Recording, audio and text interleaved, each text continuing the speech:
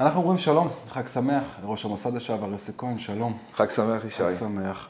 אני רוצה להגיד לך ישר לנקודה המרכזית של החצי שנה האחרונה, אנחנו כמעט 200 ימים לתוך האירוע הזה. תאר לי שמחת תורה בבוקר בביתו של יוסי כהן. שמחת תורה בבוקר הייתה אמורה להיות השמחת התורה, שמחת התורה הרגילה שיש בביתנו מדי חג. ההורים מתארחים, משפחה, בני משפחה מגיעים, הם היו אצלנו כמובן גם בשנים קודמות, ככה גם בשנה הנוכחית. אנחנו מתעוררים לתוך זוועה, מתעוררים לתוך הפתעה מטלטלת, מטרידה מאוד, שאני לא הייתי מוכן אליה. אני לא חושב שמישהו בני משפחתי באיזה רגע נופל לך הסימון שאנחנו לא בעוד סבב, לא בעוד איזה אירוע מול חמאס? עם הגעת התמונות הראשונות, אני חושב שרואים של הטנדרים, אני רואה מחבלים מסתובבים במחוזותינו, בתוך הערים שלנו פנימה, בתוך מדינת ישראל, סדרות, רכב המשטרה שחולף על פניהם, אנחנו מכירים את כל התיאורים הנוספים, תקשורת שממשיכה להזרים שיחות בזמן אמת, של לחודות בתוך בתים, בממדים, ותוך דקות, אולי שעה, שעתיים ראשונות, אנחנו כבר מבינים את גודלו של האירוע, את גודלה של הזוועה. וזה משהו שחלף לך בראש כל העשור האחרון, גם בתפקידך כראש מוסד, שזה אירוע שאנחנו יכולים להגיע אליו? זה אירוע שנערכים אליו? שאלות רבות שאלת במשפט אחד. אני חושב שיש כאן כמה דברים שצריך להסביר אותם. האחד, היינו צריכים להיות ערוכים לאירוע כזה. מדינת ישראל, ודאי שלא היינו ערוכים, אני חושב שהתקלה המהדהדת גם של שירותי המודיעין וגם של הצבא, היא העובדה שהדבר הזה לא מצא, זאת אומרת, התקפה פראית הזאת של ארגוני החמאס והג'יהאד האסלאמי הפלסטיני, לא מצאה את הצבא עומד כנגדה, מגן על מדינת ישראל. אני חושב שזה דבר שלא מקובל על אף אחד. אמר לי אחד מחברי הקבינט, שאומר, עזוב את המחדל המודיעיני, השעות הראשונות, איך שתפקדנו כמדינה, אני לא יודע אם מדינה נידחת באפריקה הייתה מתפקדת כך. אני לא רוצה להשוות, כי אני לא בטוח שהשומעים והשומעות שלך מתעניינים על הקורות את המדינות האפריקניות. הייתי באפריקה, יש מדינות שמתנהלות אולי טוב יותר מאיתנו גם במצבים כאלה. לא צריך לזלזל בכל מדינה שאיננה מדינת ישראל. אנחנו נפלנו קשות לתוך מחדל מהדהד של קריסת שני קווי ההגנה. קו ההגנה המודיעיני, שהיה אמור לתת לנו התראה על הקורות אותנו. זה מה שאנחנו צריכים לעשות כל החיים, בעיקר שירות הביטחון הכללי ואגף המודיעין של צה"ל, אמ"ן. והדבר הזה לא ניתן. לא ניתן, לא לנו, לא ניתן למפקדים של הארגונים האלה, וכנראה גם לא ניתן לקוחות השוהים בגזרה הדרומית בעת ההיא, ובוודאי לא לדרג המדיני. לא אמרו, איש לא נתן התראה כנראה מפורשת, כך אני מבין, הם באים בהמוניהם בעוד מספר שעות לכיוונה של מדינת ישראל. הקו ההגנה השני שקרס הוא קו ההגנה הצבאי, זה קו שאסור לעבור אותו. לא יעלה על הדעת, כן, לא יעלה על הדעת, ובמודיעין, כמו במודיעין, אני חושב ששמעת אותי מסביר את זה גם בעבר, אתה צריך להניח שאתה לא יודע חלק מתמונת המודיעין. אתה צריך גם לדעת בוודאות שאתה לא יודע מה שאתה לא יודע. זה קצת מורכב להסביר אולי את המשפט הזה. אתה לא יודע מה האויב מתכנן ואתה לא רואה אותו. את העניין הזה אתה לא יודע עליו, אתה לא יודע לחלוטין את התכנון. מה אתה כן עושה כדי לדעת? אתה צריך לעשות מאמץ מודיעיני אדיר. אדיר, ענק, משאבים, אנשים, חדירה, סייבר, כל המלאך הזה. והמודיעין, מה שהוא נותן תמונת מצב לדרג המדיני, לפחות לפי מה שאנחנו מבינים היום, זה שחמאס מורתע. אני אולי הפוך ממה שקרה בפועל. לא יודע מה קרה בשנתיים וחצי, 3, כמעט האחרונות מבחינתי מאז שעזבתי את הארגון, ומה הייתה תפיסת העולם המודיעינית אודות חמאס. ממילא, אין דבר כזה חמאס מורתע, ונניח שלא.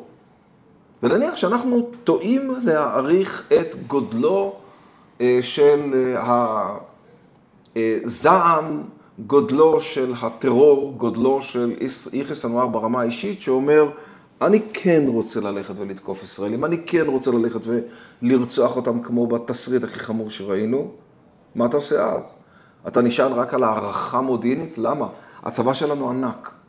הצבא שלנו גדול, וכשהוא על הרגליים ודרוך, הוא גם צבא מפואר. את זה אני לא יכול לקבל. לא את העובדה שקרס לנו המערך המודיעיני, ולא את העובדה... שידענו להגיב בזמן אמת. ולא את העובדה, לא רק שלא נתנו להגיב, שלא היינו שם בשביל לקדם פני צרה.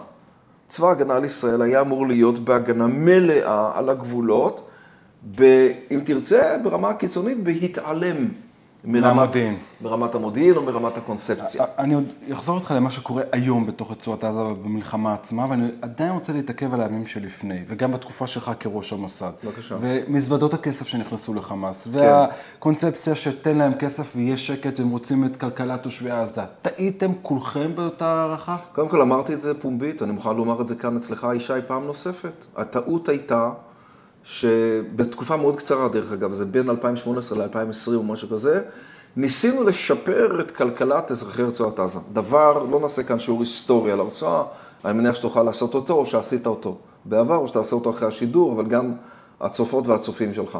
מכאן ודרומה, אחורה מאותו יום מזעזע של שמחת תורה, הרי שלאורך 30 שנה אנו מחזיקים דיאלוג כלכלי מסוים רצועת עזה, במיוחד ומועצם באופן שלא מקובל עליי, אחרי מה שנקרא שלא בצדק ההתנתקות. אני אסביר. ההתנתקות אומרת, בעצם אנחנו עוזבים את הרצועה, תסתדרו לבד. אתם, הרשות הפלסטינאית, כחלק מהסכמי אוסלו, אנחנו בונים עכשיו את הגשר הזה שבין יהודה ושומרון לבין רצועת עזה. זו שלכם באופן מלא, התנתקנו. זהו שלא באמת. המשכנו לספק מ-2005 עד אתמול משאיות ודלק וחשמל. מה היית מצפה שיקרה? היית מצפה שתהיה התנתקות מוחלטת, ואז לקבוע מה שנקרא גבול כחול. למה אנחנו קוראים לגבול בינינו לבין לבנון כגבול, ולמה אין שם מצב של היברידיות? או למה משאיות ישראליות לא עוברות ללבנון לסייע נניח לכלכלתה של לבנון הקורסת? או עובדים שנכנסים. או למה עובדים של לבנון לא נכנסים פנימה לתוך שטחנו למרות היותה מדינת אויב? כי עשינו את ההתנתקות בצורה שאיננה נכונה. ההמלצה שלי בזמנו הייתה, וגם עכשיו אני אומר אותה לא מעט, התנתקות מוחלטת. אל תספקו להם כלום שלא יעבור במחוזותינו, אלא מאי. הזעקה שאתם רואים, כולנו רואים היום, של הזירה הבינלאומית. ארצות הברית שדורשת ממך עוד סיוע הומניטרי במה לרצועה. הם עוסקים? הזירה הבינלאומית עוסקת בשני דברים. יש שתי סיסמאות שחשוב לשים אליהן לב. האחת אומרת, Israel has the right to defend itself. תודה רבה, אומרים, זכותכם להגן על עצמכם. אני ממש צריך אישור של מישהו שיגידו לי, אני יכול להגן על עצמי? לא, אבל זה הז'אנר. תודה רבה. מצד שני, באותה הנשימה, אתה מקבל מהר מאוד אמירה שאומרת, תיזהרו, אסון הומניטרי, הרעבה, כלכלת רצועת עזה בעת הנוכחית. הדבר הזה דרך אגב הולך לאורך כל השנה. ויש אפשרות להתנהל אחרת מול הלחץ הבינלאומי? כן, לדעתי. נניח שיוסי כהן היום עומד או בראשות הממשלה או בראש רשות המוסד או בכל תפקיד בכיר בלחימה הזו. מה אתה אומר לראש הממשלה או שאתה עצמך ראש הממשלה? אתה אומר לנשיא ביידן, אדוני לא? אני אמרתי את זה גם בזמנו. קודם כל אני חושב שאפשר להתנהל באופן כזה שמסביר כנראה יותר טוב את הצורך הצבאי שלנו. אנחנו נמצאים באירוע ענק מול ארגון טרור. יש עניין שמכניסים אותנו כל הזמן לסד לחצים, לא רק מפאת העניין ההומניטרי, שאני כמובן תומך באסכולה שאומרת בוא לא נפגע באזרחים או בבלתי מעורבים. יש כאלה שיגידו כולם בלתי מעורבים וכן הלאה וכן הלאה. אין חפים מפשע ברצועה. לא, אני לא יודע אם אין חפים מפשע ברצועה. ראינו אזרחים שנכנסים. אני לא בעד להגיע לאסון הומניטרי ולהרוג את מי שאיננו איש חמאס. בסדר? אמרנו את זה.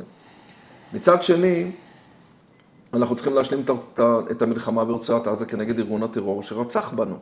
כולל רפיח, כולל כל... כולל כל רצועת עזה. העניין הוא שנכנסנו אליו כרגע, הוא, ככה לפי הערכתי, כי אני לא ממש מצוי בדיונים, אבל הערכה היא גם לפעמים סוג של היגיון, שכמו ברכיבה על אופניים, כשאתה לא מדווש, אתה נופל. הורדנו את הלחץ? הורדנו את הדיווש. ולדעתי, ברגע שאנחנו מכריזים הכרזות, שאנחנו לא ממש עומדים מאחריהן, שאין כוח שיעצור אותנו להיכנס לרפיח, המשימה לא תושלם עד אשר ניכנס לרפיח, וחייבים... פסע מניצחון. וכל מיני הכרזות של... ניצחון מוחלט. ניצחון מוחלט, ועוד כל מיני ז'אנרים, דרך אגב גנובים ממנהיגים אחרים, אבל נניח לדבר הזה, אני בעד להשלים את הניצחון. אני בעד לחסל את השליטה של ארגון החמאס ברצועת עזה באופן מלא וטוטלי. אבל אני מבין ממך שאתה אומר, זה לא מה שקורה בשטח. זה לא מה שקורה לפי הערכתי.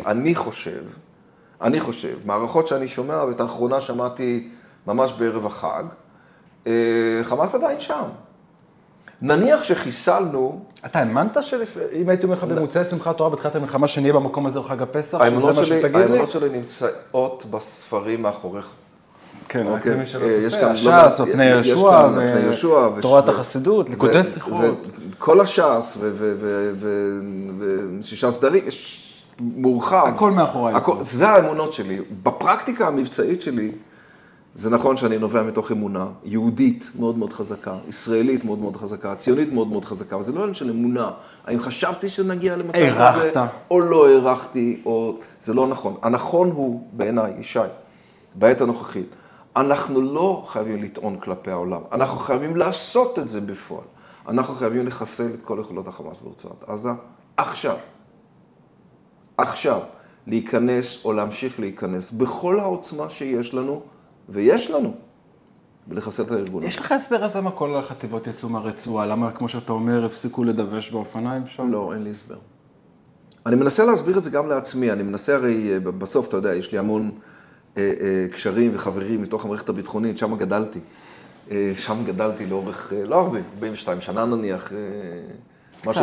מעט, כן. 10 שנים לפני שנולדת כבר התחלתי כנראה. אבל בתוך כל העניין הזה, אתה מנסה להגיד, אז מה קורה?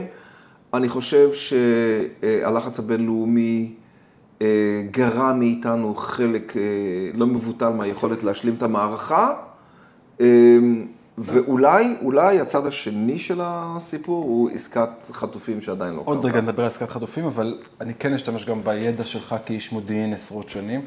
אתה יכול להסביר, או יודע להסביר, איך עד רגע זה לא הגענו לבחירי חמאס ברצועה, איך יחיא סנוואר עדיין צוחק על כולנו? אתה שואל שאלות של הנחות מודיעיניות, האם אני יודע להעריך למה לא הגענו אליו, או לא יודע להעריך למה הגענו אליו? פרשנות.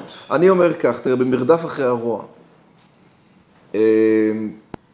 צריך לדעת דבר אחד, יש הרבה טרוריסטים, יש הרבה אנשים רעים, יש הרבה אנשים שרוצים לפגוע עד כדי השמדתה הטוטלית של מדינת ישראל, כמובן שבעזרת השם ובעזרת כוחות הביטחון שלנו הם לא יצליחו.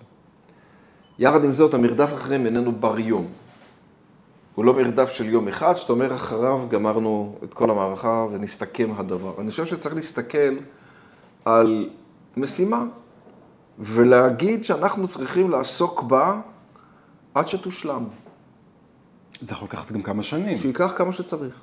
אני שמעתי הצהרה של ראש הממשלה לפני מספר חודשים, שאומר עוד כמה חודשים וזה מסתיים. אני לא יודע להגיד את זה. אני חושב שכשמקומות אחרים, בוא ניקח את הדוגמה של הלוחמה הבינלאומית בדאעש.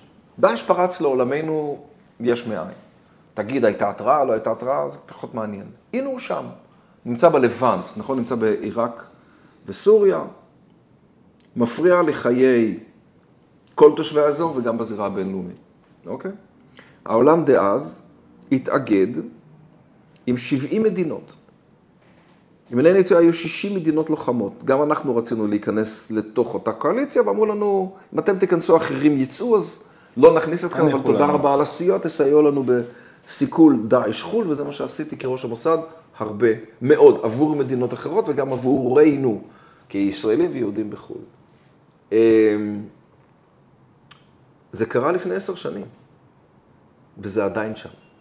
אז אני לא יוצא אופטימי מהשיחה איתך, שאתה אומר שתכן שגם מלחמה בעזה יכולה לקחת כמה שנים טובות. אני אופטימי רק בדבר אחד, שאם אנחנו נכריע בנקודה שבאה ואומרת, מדינת ישראל על צבאותיה, אוקיי? צבא המודיעין והצבא הפיזי, ארגוני הביטחון החשאיים ואלה הגלויים, לו הם יחדיו יעבדו במשותף ובעוצמה גבוהה מאוד כנגד ארגון החמאס, הרי שארגון החמאס הזה יתמוטט. מהי האופטימיות? האופטימיות אומרת שכשזה יקרה, גם חמאס יתמוטט. חמאס חייב לדעת שאנחנו בדרך לשם. חייב לדעת שאנחנו לא ממצמצים, חייב לדעת שאנחנו לא מהססים, חייב לדעת שאם תבוא הפסקה, היא איננה הפסקה מושלמת ומלאה, שאם אינני טועה, אתה אומר, נעסוק בזה עוד מעט, שזה הפער שעומד בין עסקה ללא עסקה, כי הם אומרים, לקחת אותי לשם. תעצרו את המלחמה מיד, ולא, אין חטופות וחטופים. לקחת אותי לשם, וצריך לומר, אתה די מלווה את משפחות החטופים מאז 7 באוקטובר, בהתחלה גם בתפקיד סוג רשמי מטעם ראש הממשלה, ואחר כך כהתנדבותי מול המשפחות. ויש אותך שאלה הכי גלויה. עד יום חמישי האחרון היינו, איה ואני, אשתי, בעצרת האחדות בכיכר החטופות והחטופים, לא רחוק מכאן, בכיכר, ליד כמובן תיאטרון הקאמרי, בית אריאלה. כיכר החטופים. ומשם הלכתי למטה החטופים לשיחה, עד בשעה מאוחרת בלילה. אז זו שאלה פשוטה, כמי שמכיר את התחום. כן. מכל הזוויות. האם ייתכן שממשלת ישראל, ראש הממשלה, הממשלה, קבינט המלחמה, קבינט מדיני ביטחוני, משיקולים פוליטיים, לא ביצעו עסקה כזו או אחרת, לא מהירו לחתום על עסקה כזו או אחרת? אני מכניס את עולם האמונות שלי, כי אני לא באמת יודע. אני רוצה להאמין שלא. אני רוצה להאמין שלא יכול להיות מצב שממשלת ישראל על כל מרכיביה, את חלקם אני מכיר באופן אישי, את חלקם אני מכיר כמוך מהתקשורת, על התנהלותם, התנהגותם. נדמה לי שלא יכול להיות שאנחנו כאזרחים נניח אפילו, שמדינת ישראל לא רוצה עסקת שבויים מלאה בשל שיקולים פוליטיים. אם זה המצב, חס וחלילה, זוהי קטסטרופה מדינית, כמובן. לכן אני לא רוצה להניח שזה המצב. אבל אתה שומע את הטענות שזה המצב. אני לא יודע אם הטענות האלה מבוססות, אני לא יודע מאיפה הן נשמעות. מה מונע היום מעסקה ממה שאתה מבין? כמו שארצות הברית אומרת חמאס, זה ותו לא? בוא גם, יש לנו, אני חושב כישראלים, כיהודים, איזה מין גישה כזאת, שבמידה מסוימת לוקחת את כל העומס, אנחנו אשמים. תמיד זה בגללנו, אוקיי? לא נכון. אני לא מחדש לך, אבל לא הכל קורה רק בגלל טעויות של הצד שלנו, ולא כל הטוב קורה רק בגלל חוכמתנו ועוצם ידינו. לא זה קורה, ולא זה קורה. משהו באמצע. זה כנראה זה משהו משולב. חמאס כרגע, למיטב הבנתי, מעלה את רף הדרישות לרמה שמדינת ישראל כנראה לא יכולה לקבל אותו, את הרף הזה. למה? אני מבין שאחת הדרישות המרכזיות, ועזוב שחרור אסירים, ונניח שחרור אסירים מאוד מאוד קשים, שכבר אמרנו, בסדר. אפשר לבלוע את הצפרדע. נדפקנו ב7 באוקטובר, נבלע, לא צפרדע, צפרדעים גדולים, גדולות, ירוקות וירוקים כמיטב היכולת. וזה לא כשר, לבלוע צפרדעים. אפילו חמץ. אפילו חמץ לא, כן. אפילו חרב מונחת על צווארו. אבל, הפסקת מלחמה אבסולוטית, בהחזרת שלטון החמאס לרצועת עזה, כפי שאני מבין שחמאס מבקש, דבר שאסור להסכים לו. דבר שאסור להסכים לו. מדינת ישראל לא יכולה לתת בידי החמאס קושן, שאומר, לא נלחם בכם יותר. אנא מכם, תחזרו לרצועת עזה. ניצחון שני אחרי 7 באוקטובר. זה הרבה יותר מניצחון. אני חושב שהדבר הזה גם לא יאפשר לנו למנוע מכאן ואילך את המתקפה הבאה. אני רוצה עוד שאלה אחת על הדרום ולעבור לצפון ברשותך. האם היה רגע בו, בתפקידך כראש מוסד ובעוד תפקידים, שהצבתם, המלצתם להוריד את הנהגת חמאס, לחסל אותה, ואמרו לכם לא? המוסד בעיקרון עוסק בחמאס חול, ולא בחמאס רצועת עזה. גם אותם לא חיסלו. על פי פרסומים זרים... אנחנו מסתכלים על הנייה ועל החבורה הזו. נכון, תראה, נניח כך, אוקיי? שאלת אותי על אופטימיות ובמה אני אופטימי. גם פה, לו היו מקבלים ארגוני המודיעין, אוקיי? החלטה מדינית לעשות את זה, המוסד יודע לעשות את זה. גם היום? גם היום. למרות שהם נמצאים במדינות שאנחנו... אני לא אמרתי שאנחנו נעשה את זה בכל מקום, וגם לא אמרתי שגם זה איננה, גם זו איננה החלטה מדינית. זאת החלטה מדינית. למדיניות, אוקיי, בפנים רבים. כשאתה מנהל מבצע, אתה צריך... יש הרבה שיקולים על השולחן לפני שאתה אחד השיקולים העיקריים, מה קורה אחר כך? אוקיי? תגובה. מה תהיה התגובה של המבצע הזה? ואם התגובה של המבצע הזה תהיה למשל, ניתוק יחסים ממדינת ישראל, כי הביצוע היה במדינה... דוגמה בטורקיה, בשביל לא, רעיון, לא טורקיה, או בקטר. תגיד מדינות אחרות, לא משנה, מדינות whatever. כל המדינה שבה יש לנו, אתה אומר, אולי... זה לא שווה את המחיר. אולי זה לא שווה. תגיד, כראש מוסד, עד כמה אתה היית מעורב במה שקורה בלבנון? בשנים שעברו? כן, מאוד. כראש מוסד. מאוד. אתה יודע למה אני שואל את זה, בעיקר גם בצופים, אני שומע את זה ביום-יום. כן. אם זה מה שחטפנו כמדינה, כן. מארגון חמאס שהוא לא נחשב ארגון גדול כמו חיזבאללה, מה מחכה לנו בצפון? בוא נהיה דרוכים וערוכים לזה. תראה, אתה שואל שאלה נהדרת. למה? כי אני, בתור ראש מוסד, כמו ראשי ארגונים אחרים, יש שני תפקידים, אוקיי? אגב, את לבנון אתה מכיר גם ברמה אישית. אני מכיר ברמה אישית. מכיר טוב את לבנון ברמה אישית. כצעיר אפילו. מאוד צעיר ולאורך הרבה מאוד שנים. אבל מקום מהמם בדרך כלל, כן? תמיד מעורבל עם צרות פנימיות, עדתיות, אבל מקום, בוא נאמר ככה, מבחינה גיאוגרפית הוא מקום פנטסטי. אלא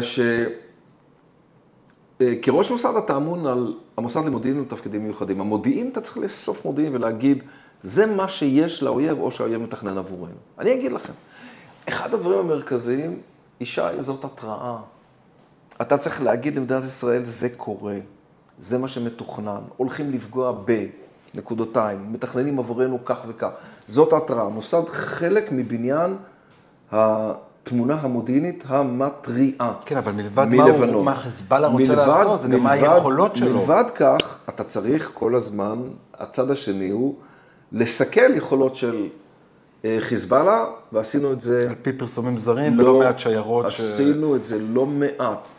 מאיראן עצמה, חצור דרך עיראק, סוריה ועד לבנון פנימה. מה שהסתכלנו עליו בעיקר, זה מניעת ההתעצמות של חיזבאללה. ברור שאנחנו לא יכולים לעשות הכל. ברור שגם כאן לכל מבצע יש תגובה. ברור שחלק מפרספציית התגובות הצפויות מנעה אולי חלק מן הביצועים. וכאן השאלה שלי, יוסי כהן, כשאתה שמעת על החיסול של אותו בכיר איראני לפני כ3 שבועות, אולי חודש, חסן הערבי.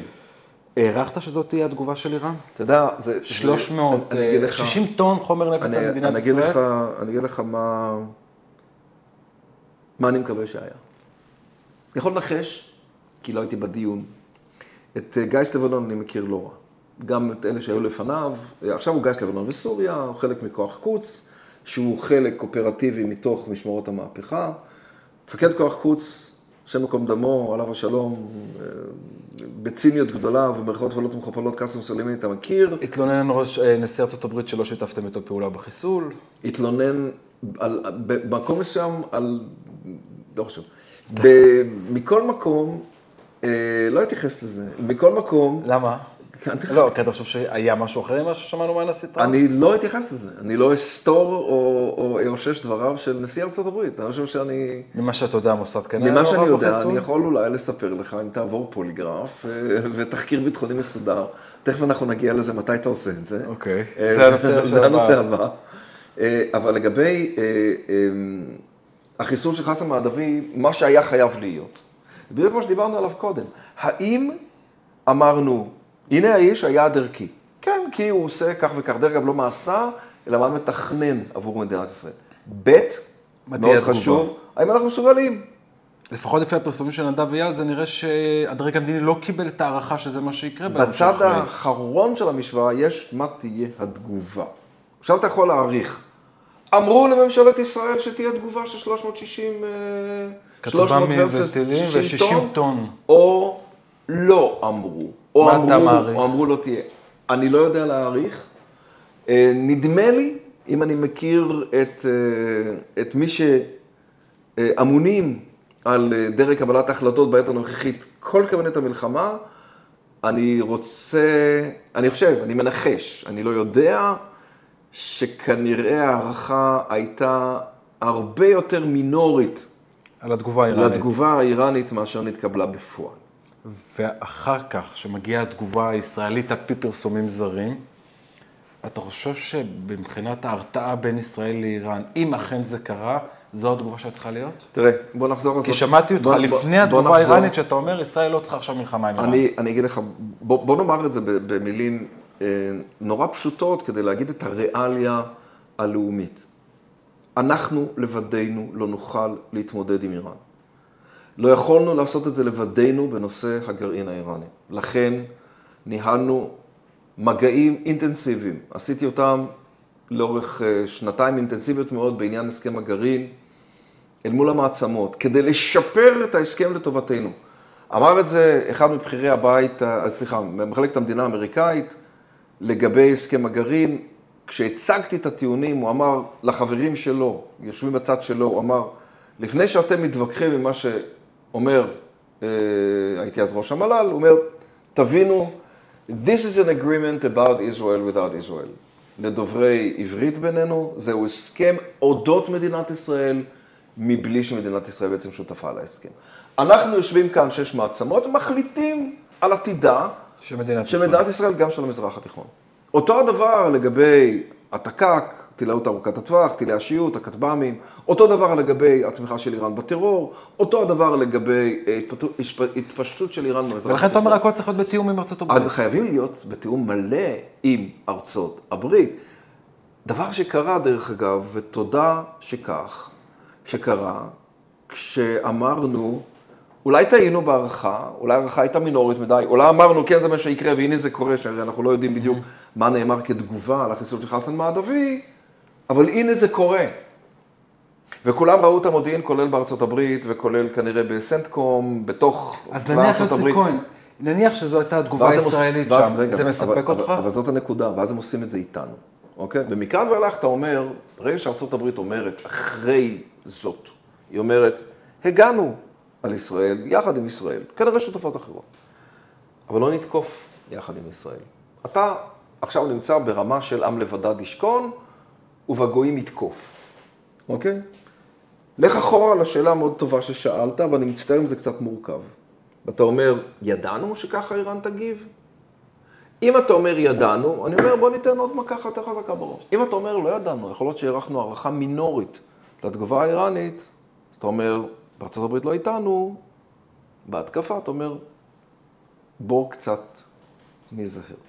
ואני חושב שכאן אני יכול לדמיין את איך שנערכו בכך. ועכשיו אני רוצה שתדמיין שאתה ראש המוסד ומקבל את ההחלטה על התקיפה הזו. אני יכול לדמיין את הדבר הזה עוד שנים רבות קדימה. על התקיפה הזו, ואז אתה שומע חבר קבינט מדיני ביטחוני שאומר לך, דרדלה. תראה. זה פגיעה?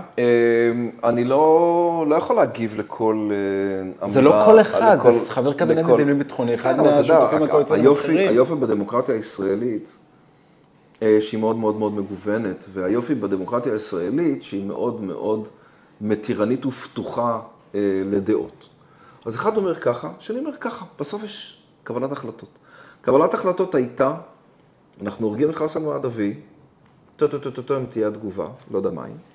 הייתה תגובה די קשה, אני חייב להודות. איראן לראשונה שינתה משוואה באופן מאוד מאוד מעניין. שגרה מאדמתה. מעיזה, משגרת מאדמתה את אותם 330, 60 טון, כמו שאמרת, נכונה, לכיוונה של מדינת ישראל, חוצה את כל המזרח התיכון בלי להתבלבל, לא על ידי פרוקסי, לא על ידי שליח, ולא על ידי מלאך, ולא על ידי שרף.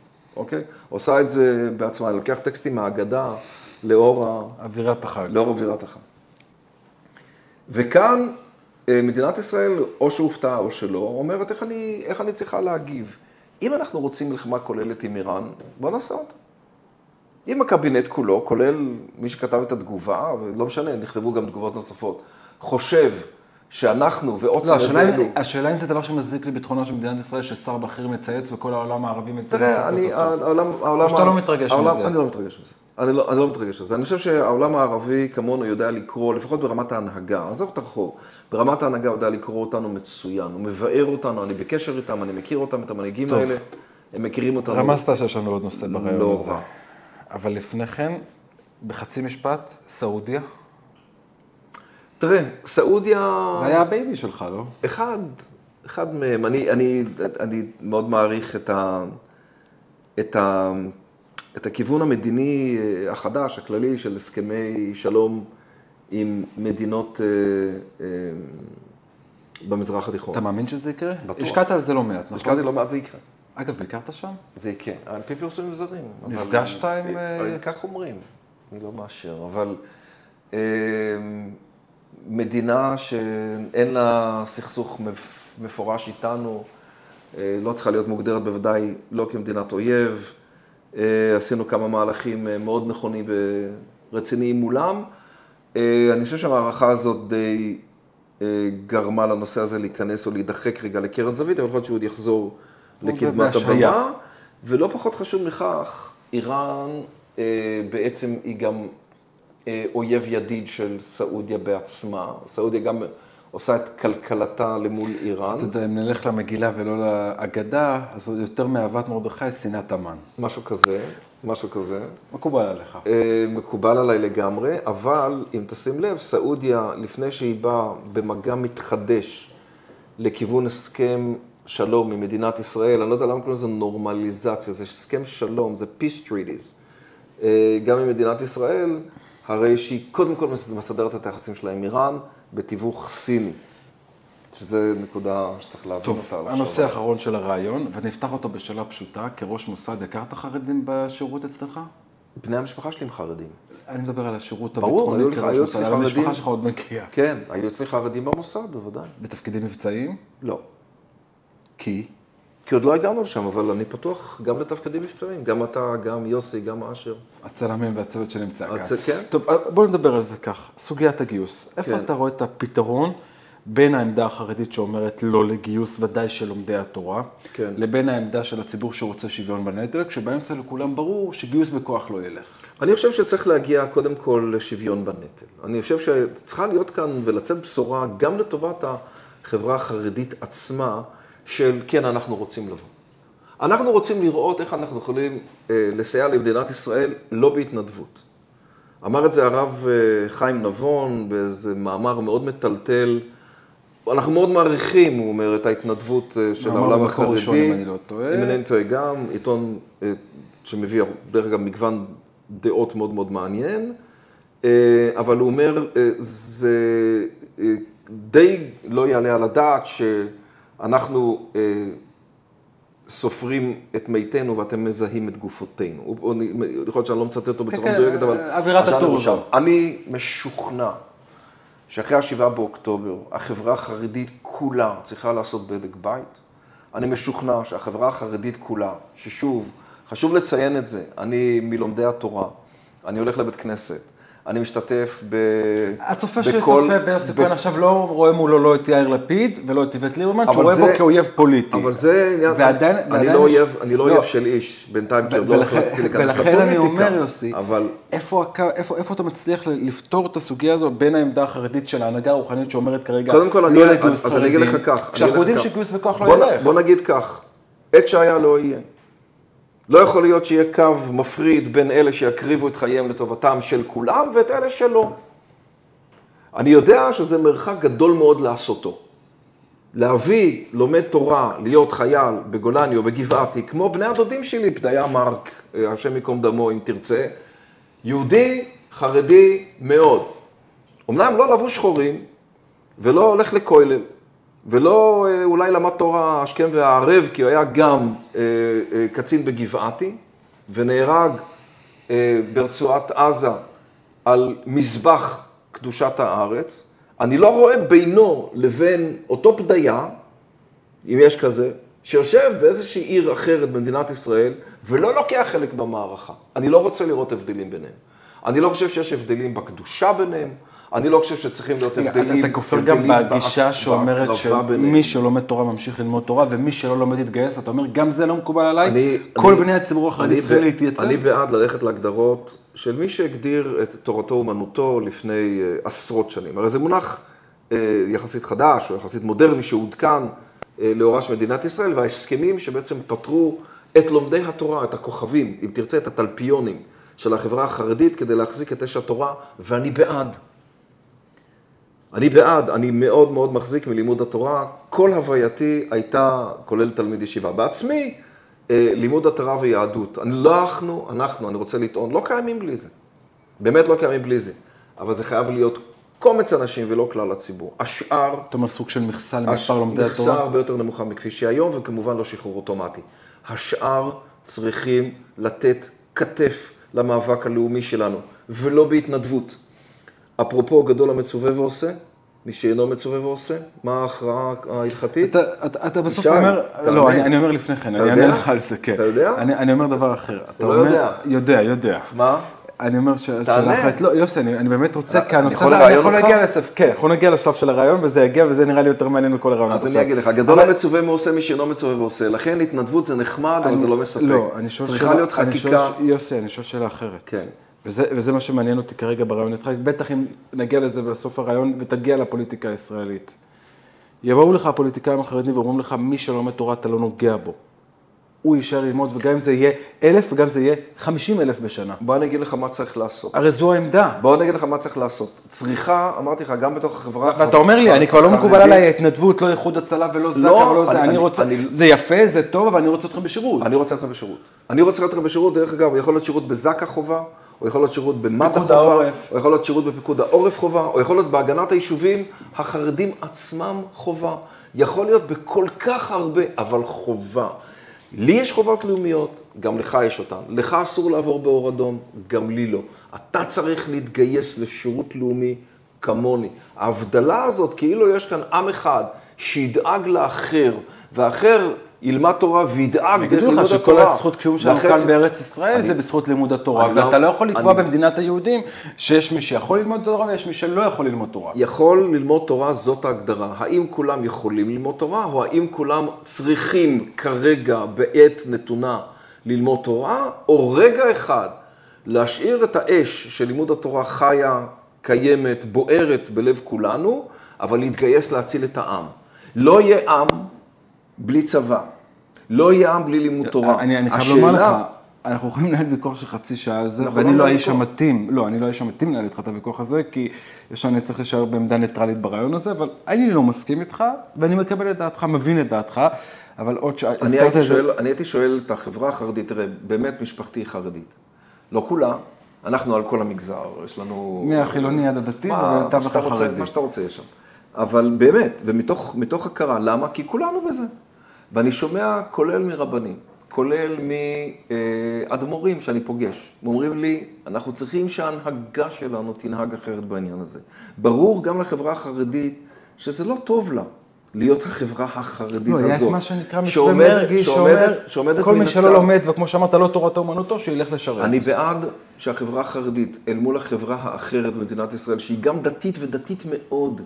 אפרופו המשפחה שלי, אני לא אוהב את המונחים האלה, אבל נקרא להם נניח, אני לא אוהב לקרוא להם ככה, נניח נקרא להם חרדלים. אמרתי, בדיה, עליו השלום. וגם אחיו, דודיי, בני דודיי, משפחתי, והם כולם משרתים בצבא. אי אפשר להגיד שהאנשים האלה אינם לומדי תורה, אי אפשר להגיד שהאנשים האלה הם נגד היהדות, חס וחלילה, להפך. אנחנו כולנו מאוד מאוד בעד. אני חושב